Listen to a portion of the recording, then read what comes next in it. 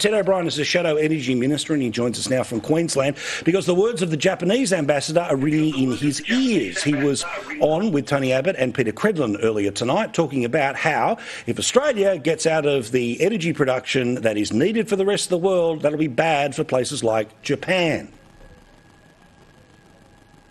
Frankly speaking, it's a concerning, development, Peter, and I think this is a reflection of deep trust we have been, holding for Australia because, this magic number, 764.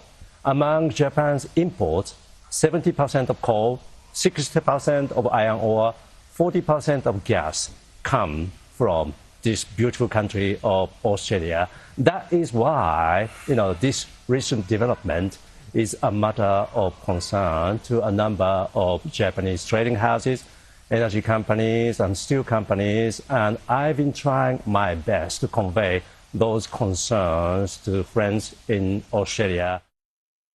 Ted, what a brilliant point, where the Greens only see this issue as something to ban, the federal government only sees it as a source of revenue, but guess what? There are people over them there hills and they need what we have.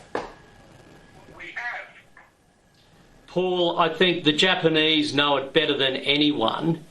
If you do not have energy security, you do not have national security. And I think the Japanese are sending a very pointed message to Australia. And we are, of course, talking about Japan. This is not a country that typically speaks so bluntly and candidly, but it needs to because its security is at stake if Australia continues to go down the path that Albanese is taking us. Now, give us an idea here of, again, not just the financial circumstances, but as you say, energy security and national security. Australia's in this scenario right now where the zeitgeist is to move from the way we used to do it to the new world of renewables, but the best metaphor I can say is we're going from the four-wheel car that works to the three-wheel one that doesn't, because literally we're not able to replace what we are currently knocking out. Yet this seems to connect with no one in Canberra. Why is that the case? Because at some point there's going to be a reckoning, isn't there? Paul, there has to be a reckoning. And this is related to the Japanese too, by the way. You can imagine in Japan, while they are worried about what Australia is doing to them with our supply of the resources they need, they then look at what Australia is doing to itself. And it would be giving the Japanese no comfort whatsoever. I mean, we have 80% of our baseload power exiting the grid by 2035, with absolutely zero guarantee of a replacement being there in time.